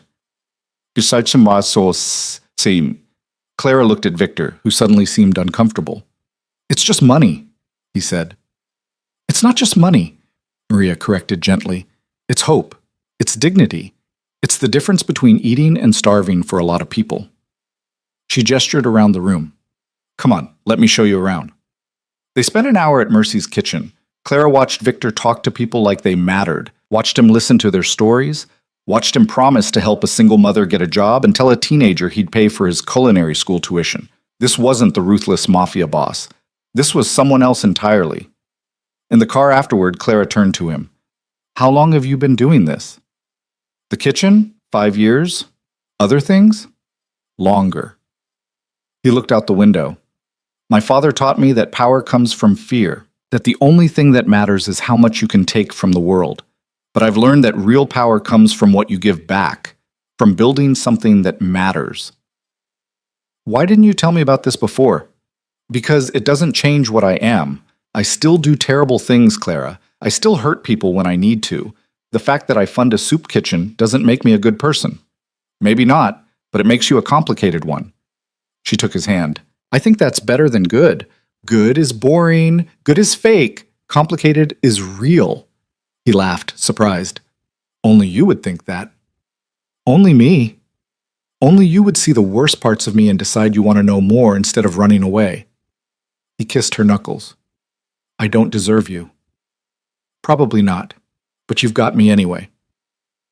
When they got back to the apartment, Clara felt something shift. This wasn't the gilded cage she'd been dragged to months ago. This was home, messy and complicated and built on a foundation that would horrify most people, but home nonetheless. Margaret greeted them at the elevator with a smile that looked genuinely relieved. "Welcome back. I've prepared your rooms, and there's dinner ready whenever you're hungry."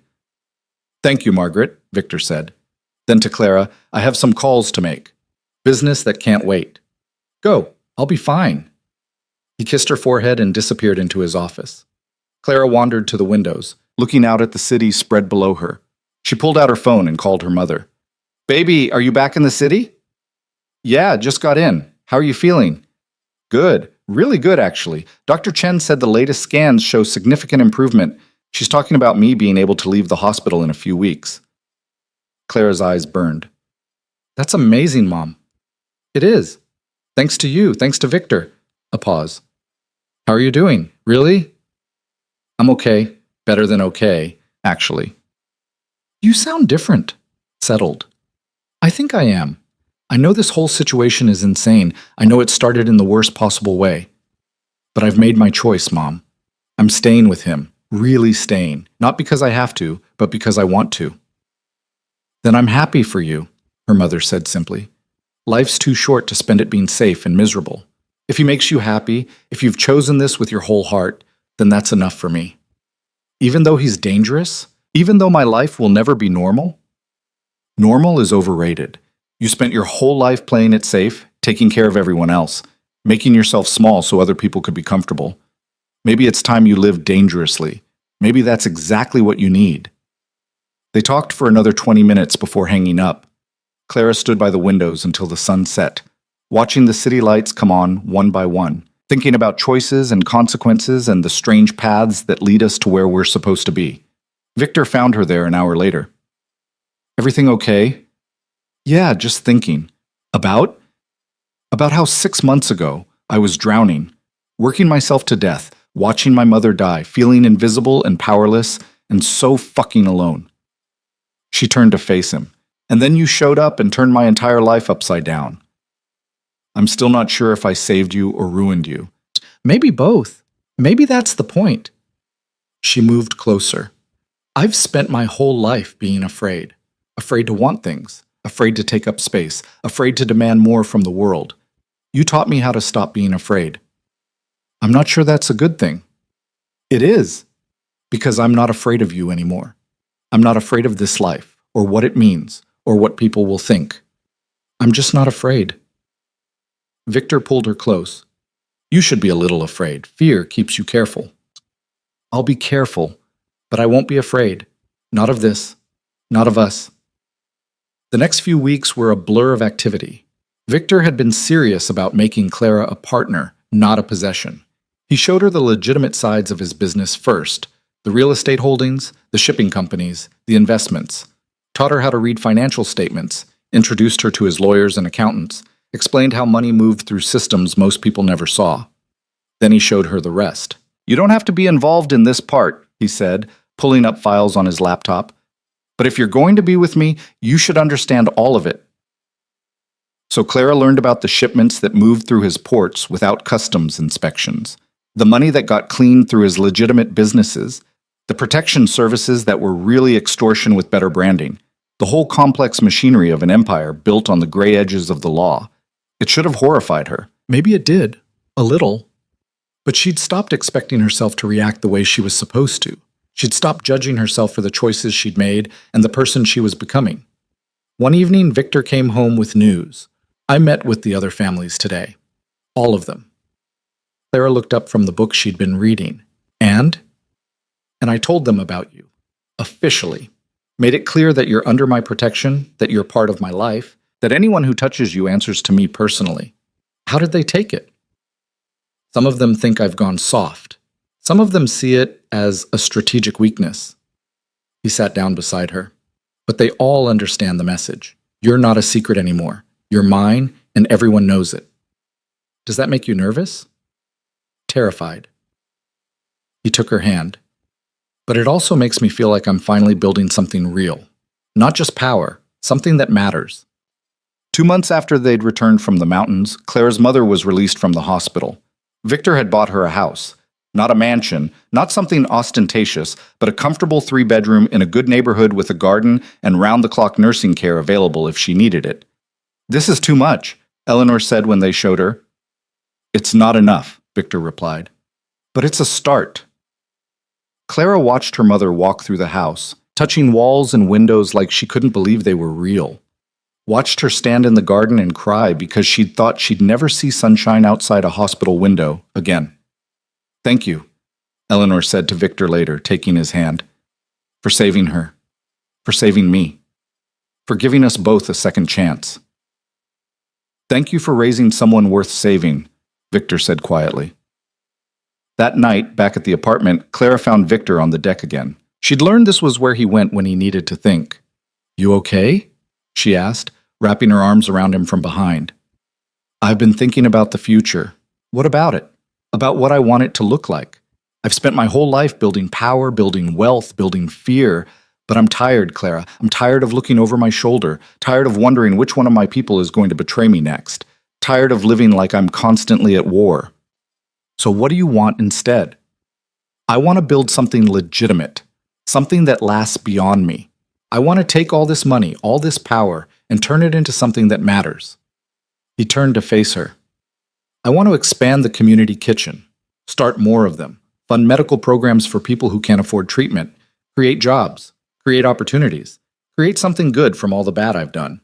Victor, I know I can't undo the past, can't bring back the people I've hurt, but I can try to balance the scales a little.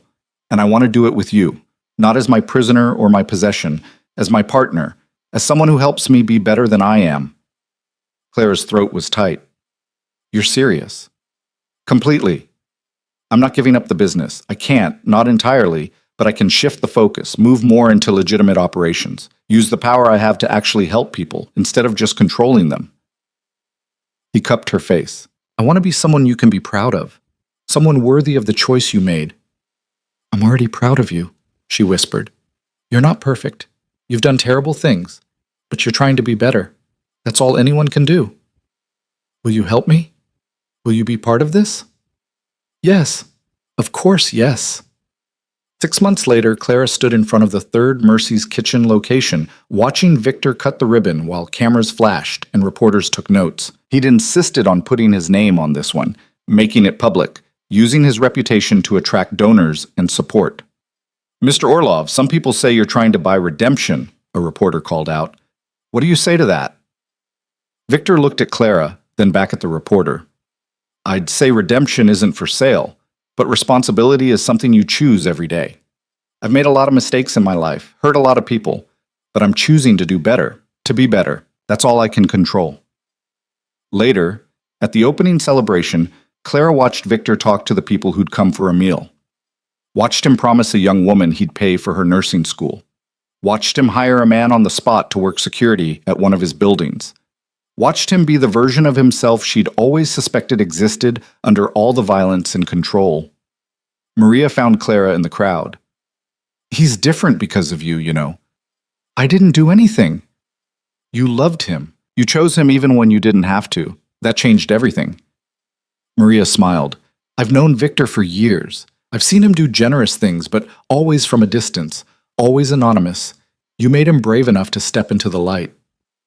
That night, exhausted and happy, Clara and Victor fell into bed without bothering to undress properly. "I'm proud of you, Sa," Clara said, her head on his chest. "I'm proud of us."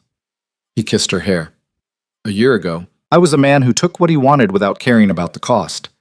Then you stumbled into my life and called me on my bullshit and somehow made me want to be better.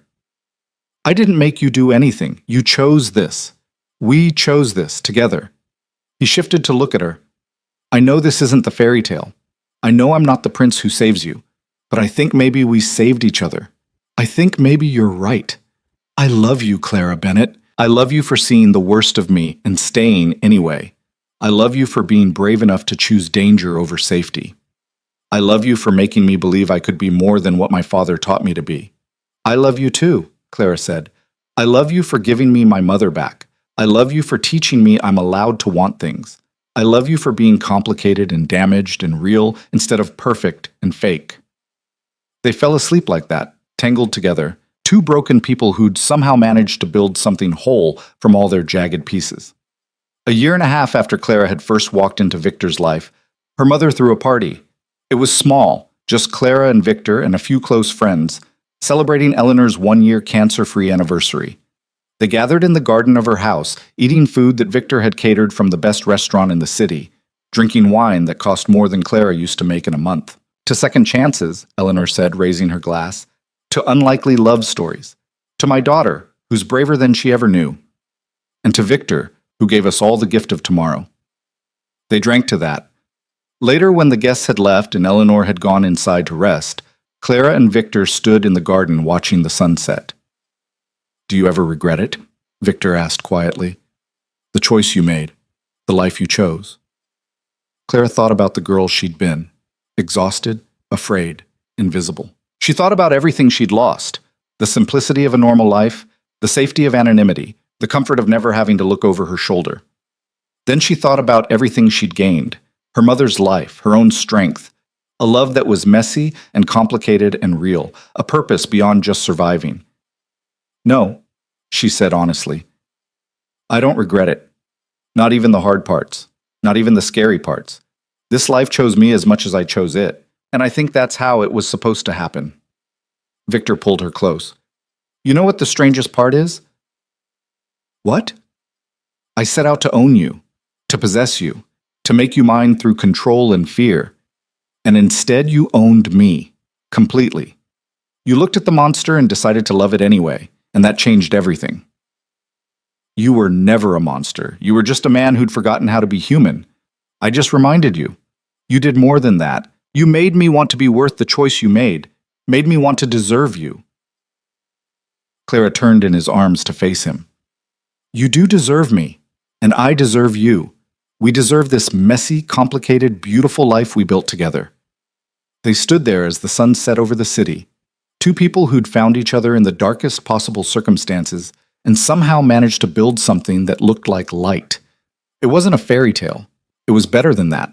It was real, messy and imperfect and earned through hard choices and harder truths.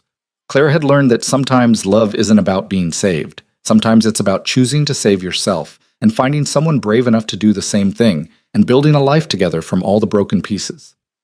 She'd walked into that nightclub a drowning girl, looking for air. She'd stumbled into Victor's world by accident and stayed by choice. And somewhere along the way, she'd learned the most important truth of all, that freedom isn't about having no chains. It's about choosing which ones you wear and who you wear them for and making damn sure it's worth it. Standing there in the garden with Victor's arms around her and her mother's laughter drifting through the windows and the city lights beginning to glow in the distance, Clara knew she'd made the right choice. Not because it was safe, not because it was easy, but because it was hers. Completely, utterly, terrifyingly hers. And that made all the difference.